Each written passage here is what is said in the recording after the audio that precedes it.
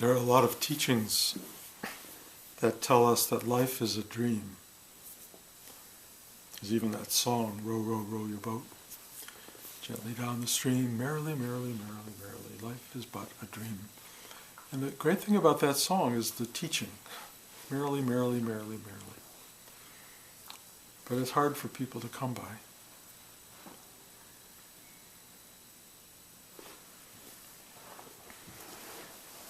The idea of awakening is to realize that you're asleep and to wake up to the fact of the dream and then to live awake.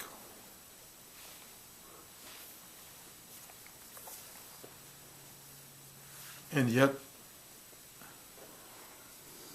for some reason, that's very hard to do. And there is no one who can wake you up, and no one who can tell you how to wake up. It's sort of derived from something within you, just like in the morning when you somehow decide, time to get up.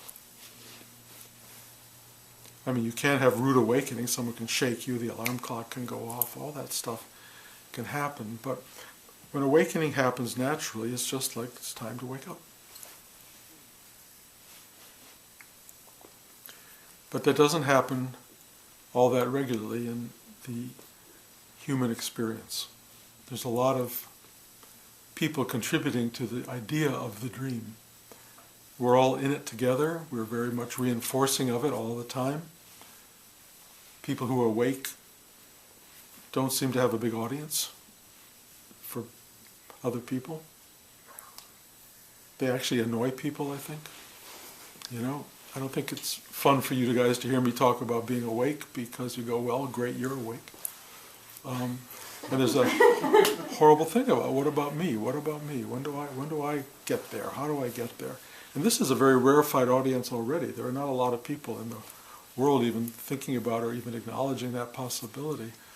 And the thing I have to say, and this is really interesting, I may have talked about it last week in Big Indian, I don't remember.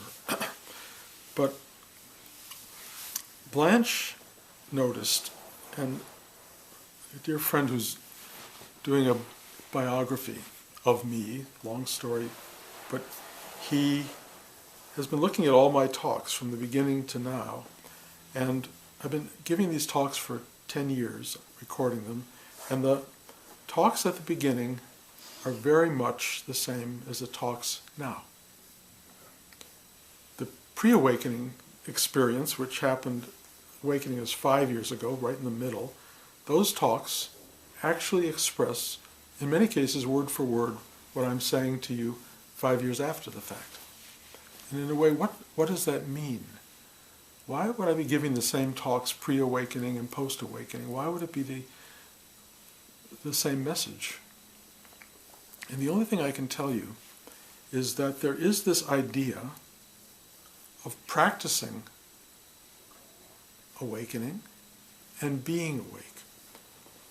And in a way, practicing awakening means living as though you were truly here. Living as though you were really awake to the moment. And what does that mean? Well, let me talk a little bit about Rudy, because Rudy had a really important concept, which is that forget about awakening, forget about all of that. He wanted to teach you how to live.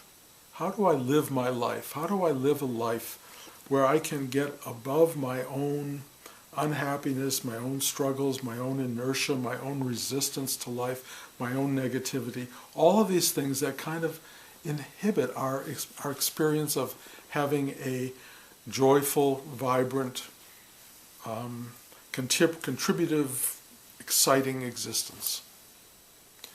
And in a way, Rudy used to say, if you can just sit still, take a breath, ask inside for help to surrender, really try to feel that you could be an open human being, even though you may not have been, if you can try to find this energy, he used to describe it, inside yourself, that would allow you to rise above your tensions, or as he put it, consume your tensions, that you would then start to have a much more dynamic life. You would start to discover that everything life throws at you is opportunity. Everything that comes that's difficult is a chance to get beyond it. You begin to realize that we honor and really almost deify people in the world who've done that, who've taken really hard situations and really made them into something really positive. And you start to discover that there is a work, that's what Rudy called it, that allows us to get above our own limitations and have a bigger, more dynamic, more satisfying, more joyful existence, which is wonderful. It's almost like you're in a dream and another character in the dream starts to tell you how to have a better dream. That's a little bit what it's like. How can I have a better dream? And in the lieu of awakening, until that happens, having a better dream is a better option than having a terrible dream.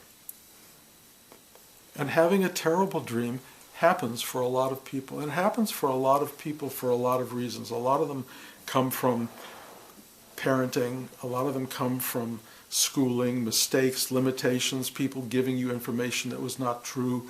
So many things happen in life that are sort of dumped on you. And then you spend the rest of your life either experiencing the result of being dumped on or climbing out of the debris that was thrown at you. And Rudy used to use this image, which I love, that you're like at the bottom of a tunnel and you just hold on to those walls and you can see light way up there and you just keep crawling up and up and up and up until you wake up into the light above you. It might be light still part of the dream, but at least you got out of the tunnel. You got out of the cave. You got out of the darkness of your own psyche. You've managed to find a better way to live. And this idea of awakening, in a way, causes a lot of people frustration because it talks about something that you think you're not. And as long as you think you're not awake, and as long as you think you don't have something, there's a kind of oppression that you create for yourself of being less than, not worthy of, all of these things that you're reaching for and want so badly that make you very, very unable to manage to be in the moment. So, in a way, the idea of waking up contributes to your being asleep because you're so embattled by not being awake that it holds you into that kind of tension and that drama, and you go, wow, this I can't do that, or what is that, and life is such a hard process and difficult thing, and it is all that. But there are all these tools, and Rudy gave us these tools, and the simplest one is a double breath. Just breathing into your heart and asking for help to surrender. Sometimes he would say to open. Or breathing into your navel chakra and asking for help to surrender or to open. And feeling this bigness starting to happen. These chakras, which can be very condensed and compromised by your feelings of inertness, unhappiness, unworthiness. All of these things kind of keep these things closed. And only when you start to recognize them and breathe into them and ask for help, this thing starts to open up. And does it bring about awakening? No. But does it bring about a kind of easier, smoother functioning in life? Yes. The reason it doesn't bring awakening is because deep down, in truth, there is no you to open. There is no you to have to surrender. None of that is real. But in the dream, it's completely real. So let's understand that what teachers are doing, mostly, are helping you get through your life. Buddha, who awakened, did not walk around saying, oh, you poor people, you're not awake. He walked around and tried to give people a path to being comfortable in their life and knowing that there is something else, something bigger, something greater, if you will, something that we are all capable of having and ultimately will have. In a sense, even more specifically, do have even now. The failure to awaken is not a failure of achievement, it's just a failure of realization. It's just that our minds are placed always in the dream and rarely in the awakened space. So here's a practice to make for an easier, better, more comfortable, joyful life. That's worthy.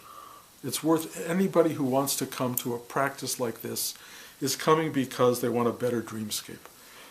And that's great. It's great. It's worth having, and you start to feel much better about your life, and you start to relax into your life, and actually not struggling with your wife, not struggling with your wife or your life is really an extraordinary way through relaxation to let down the barriers that separate you from this awareness of who you truly are. Here's an interesting element. In the middle of your day-to-day life is something we call now. It's actually there all the time. Now. If you could find your way into now and reside there, you would realize that it's real, present, and awake. Now is what you're looking for. The dream is everything that has passed before you and everything that is about to come. That's the dream, and that's pretty clear. What's gone is gone. It's pretty much not unlike a dream that you had this morning. It's gone. You can try to hold on to it, you can try to invest it with all sorts of value and meaning, but it's gone. The future is completely made up. You can fear it, you can anticipate it, you can hope for something from it, you can say, I can't wait for that to happen, I'm so excited. All of these things that keep you completely involved in the dream of before and the dream of future, but how do you get out of that? Here's what's so simple. The dream dissipates when you're here, now. When you're right here now, if you're really present tense now, nothing that went before or will come has much weight or meaning. The now is so full, so absolute, that when you sit in the now, which a lot of you do in this meditation, when you sit here and you really let go, you're not thinking about yesterday, and you're not anticipating what's coming, you're just there. And it has a sensation of real comfort, real stillness, real refuge, relaxation. It's like, It's the only reason you come to this class, probably, because it actually gives you a moment out of the week that goes, I mean, can you do that at any other time? Of course. Do you? You know the answer to that. But you can at any given time just go, okay, now. And it frees you of everything. And in that moment, you're awake. And sometimes that moment hits you in such a blast that it actually obliterates any sense of past or future or any need to attach to past or future. Past was there, probably. Future will be there, probably. But you're so satisfied by the now that it doesn't matter. And the amazing thing about the now is that it is always being created in the moment. The now is happening. It's happening right now. It's not just passing through, and you're not just passing through it. It is emerging. It's happening right now. Pretty fascinating. I mean, physicists, if you read the New York Times this week, have been dealing with this strange problem in the universe, that a molecule in one part of the universe can, when you touch it, affect a molecule in another part of the universe. They don't know how it happens. Einstein had a real hard time with that. He said it's Doesn't make sense, really, but there was a feeling that in quantum physics, that could happen. And they have done these 3 tests, 2 of which have proven this to be. There's one more test that hasn't done it, but 2 that have shown that there is this almost like empathy between molecules in separate places, affecting one another at far, far distances apart. And one of the things that come out of that are the two new ideas in physics. They're not that new, but one is that time goes forward and backward at the same time. Really interesting idea. And the other thing that comes out of it, again, New York Times, so I'm not just making this up, it said that things only exist when you're aware of them. They don't exist otherwise. Only when you pay attention to something does it come into existence. I tell you this because that's exactly the experience of now. The now is, everything is coming into existence right this second. And it's happening so fast, in such a space that time doesn't really matter or exist. It just keeps happening. And as you pay attention to it, it's enormously immediate. And it moves at such a speed and and the present tense now is so powerful that it really, it seems to almost incorporate everything that was and will be, but it's only this moment. And it's only happening because you're attentive to it. Try getting really quiet inside and watch the now. The now seems almost perceptible. You can almost feel it emerging. You can almost feel it rising into place. It's not doing that, but there's a sense of, and it's so simple, it's so quiet, it's so joyful and pleasurable that you feel no need to do anything but float in it, if you will. Fall into it, be absorbed by it, be embraced by it. Being embraced by the now is wonderful. And then what happens? The class is over, your meditation is over, and you have to step up, get up, make coffee, go to work, whatever you have to do. And it's so interesting because that all brings the mind into play. And when the mind comes into play about, I've got to get gas and I've got to stop here and I've got to pick up this, once that happens, you really think the now has stopped happening. You really think, in a way, because your mind is active and working, that the now is somewhere else, that you've now left the now behind and you're in life. But the truth is, when you sit still and are aware of the now, and you begin then to enter back into the life of being and doing and existing, the now doesn't go anywhere. It's just you become so attentive to the mind or the dream that you lose the now, but it hasn't gone anywhere. It's there every single moment. It's just you've gone into activity and noise, but if you could just hold on to the same stillness that came when you were sitting, or if you could just allow for, without even holding on to it, allow for the reality that it's still there, even if you're not consciously interacting with the now or being aware of it, it's always there. If you can know that, then at any given moment you can do what Rudy said, take a breath, or just stop, just be still, and it's right there again. It's right there. Oh. And you can do that all day long. Oh, I'm still here. I'm still there. And that's how you begin to practice awakening. You practice awakening by being present in the moment. You practice it by saying yes to the moment instead of fighting the moment. You practice it by surrender. Real practice of awakening is just showing up to now. If you keep showing up to now, it will be almost exactly the same as when now just takes over.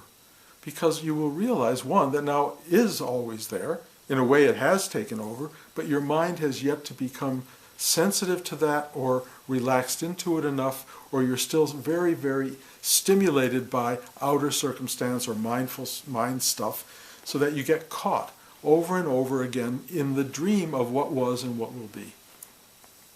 And getting caught in that over and over and over is just habitual. It's a willingness to do that. In no way is it a bad thing other than it's not comfortable. Life is built on dreaming. Almost literally. Half of the scripts I ever wrote came from dreams, literal dreams. I woke up and say, that's a movie. Life, you dream, I'm going to find someone to love. I'm going to have these things in my life. I want fame. I want this, whatever it is you want. That's a dream. And then you activate it and you make it happen and it becomes real, and then it's past tense and it's not real anymore. It's just like it was faded away with the dream. But that's what we do. We create a world, and that creation of the world seems to want to happen very badly. We're all part of this making it happen, and so our dreaming is the facility that makes it happen. But it's only happening because you're attending to it. You're paying attention to it. You are giving it life. You look at it and it is there. Pull your attention away to now, not there. When you sit in deep meditation, if you really go deep, there's nothing there. There's no world. You're not concerned about stuff that's going to happen. Your history doesn't affect you. Nothing. It's just like, what a relief to be there. Practicing that, sitting regularly, doing your meditation, taking a breath, remembering now, over and over and over, gives you, in many ways, the experience of the awakened presence of now. The difference is, one is a practice and involves effort. The other is not practice, it just happens, and it is effortless. Getting to effortless is a nice thing. It's really nice. I think I talked about this last week in Big Indian, but let me explain it again. If you're running a marathon and you get to a certain mark where you can't take another step, you are totally exhausted, it is beyond painful, and yet something in you says keep going. Often that choice to take that next step beyond all endurance creates something called the second wind. Suddenly, you are running, but you're not doing it. It's an effortless experience. You had to do all of that effort going into that moment, and then awakening's like that. It's all of the effort of life, and then suddenly, in the marathon of your existence, something happens, and you're no longer doing it. It's just happening. It's effortless. That's sort of what this is like. We're trying to wake up from the dream and get to a place where we are carried through life rather than thinking we're doing life. We're thinking we're making it happen. It is just happening. And once you surrender to that, and I'm telling you, and I've said this 1,000 times, my own awakening took place when I finally said, I don't care if I ever awaken. I don't care. It doesn't matter. I give up. I'm going to give up trying to awaken, trying to get somewhere spiritually.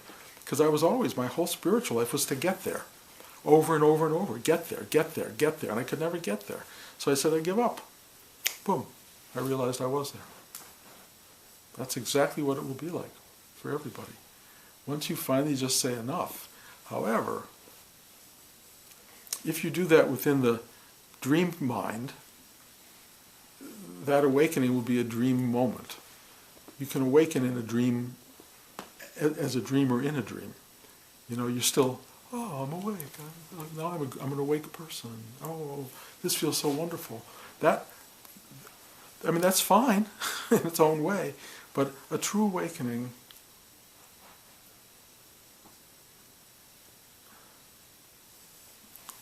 it just is. It just is. And every one of you, as every awake person will tell you, every one of you is awake. Every one of you is consciously dreaming in a sense, and at some point you will get that. You will just know that it's true. You'll hear me say it one more time, and you'll say, if he says that one more time, and that moment you will pop. Because it's really tiring. It's really tiring to hear it.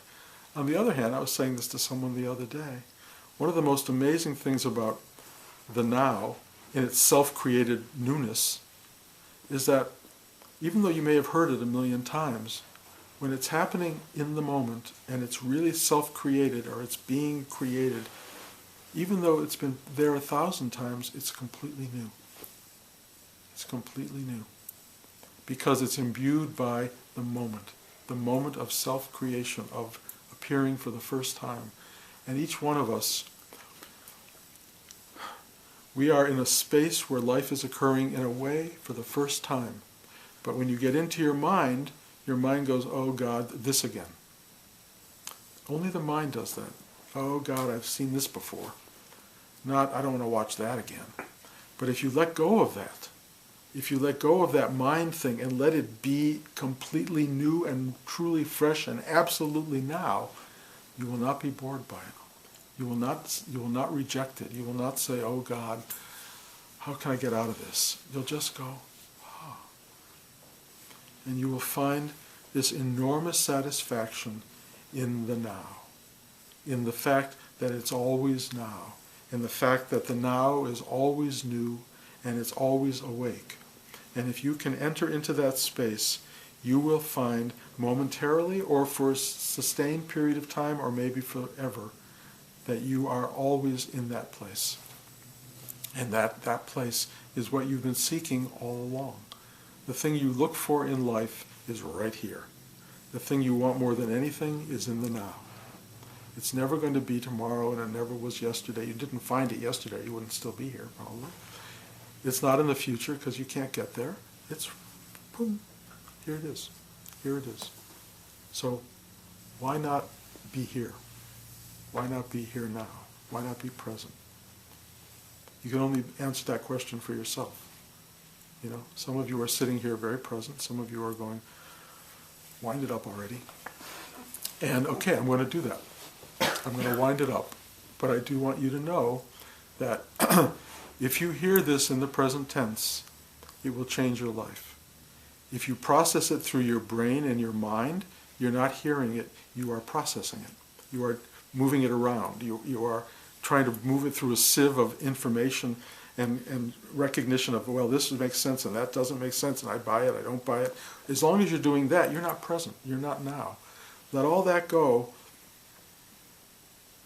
It arrives. And you're there. So you have to feel it. Yeah. Feeling is a better way than thinking it. And even feeling has a kind of attached quality, but much better than thinking it. And then it's just, the word is be it. But it's not be it as an active verb. It's be it, it's hard to describe what be is without active. Okay. But it's just presence. Presence. And it's all, the thing that's speaking to you now, all it wants is for you to go, okay, okay. That's all. The whole idea is to finally get through. And it's hard, and believe me, I mean it seems hard, because we're so patterned and habituated to the other processes of our life. But if you keep coming here, which you guys seem to do, and you sit still, at some point, one, you will either pop, or you will reinforce this wonderful practice of being present, even though the pop hasn't happened. Again, your talks from 10 years ago or 5 years ago to now, whatever it is, everything will be, it's all the same. Past and future are the same. They're all now. Any questions? Can you talk about the relationship between this gorgeous present energy and love, and then also particularly that kind of love that's mixed with guilt and family love, and how that wants to take us away from the present? Love, I mean, If there is a quality to presence, it would be defined as love. God is love. You've heard it 1,000 times. Presence is love. That's what it feels like. There's no other description for it, because when I hold my grandchildren, when I hug my wife, when I'm with people, when I hug you guys, there's just love. It is not identified with you. It's just this thing that's happening. It's so sweet, and it's so beautiful, and it's so lovely. And it can be with a family member, and it can be with people who don't love you back. And it doesn't matter, because if you're really present, it's just love. If you're looking for something to come back, affirmation, approval, something that you feel has never been given or has been missing, or whatever that problem is in family love has a lot of conditions applied to it. And they've been there for a long time. So it's very hard to have the purity of just being in presence in love that has a requirement associated with it. So you have to let go of that. You just have to let go and just let it be. And love independent of anything that comes back. Because you can love people, you really can love people who do not love you. You can just love them partly because when you're really feeling this love moving out, this empathy for life, this empathy for others, this understanding of what we struggle with, that we all of us are in enormous struggle with life. Once your heart opens to that, you will go around embracing emotionally, if not physically, everyone. I read this thing yesterday, which was so interesting. Actually, I heard it on the radio. That one of the best cures for the common cold is a hug. You know, they said it's better than aspirin or anything like that, or Tylenol. It's like this does something to our immune system that makes it stronger. Love is a cure. Love is help. It's everything. And it doesn't have anything associated with it beyond just the love. It doesn't turn into action. It doesn't have to turn into action to be viable. It's just love. Does that answer? Okay. Anyone else? Well, about a month ago you were talking about changing your website about the work and... It's happening right now.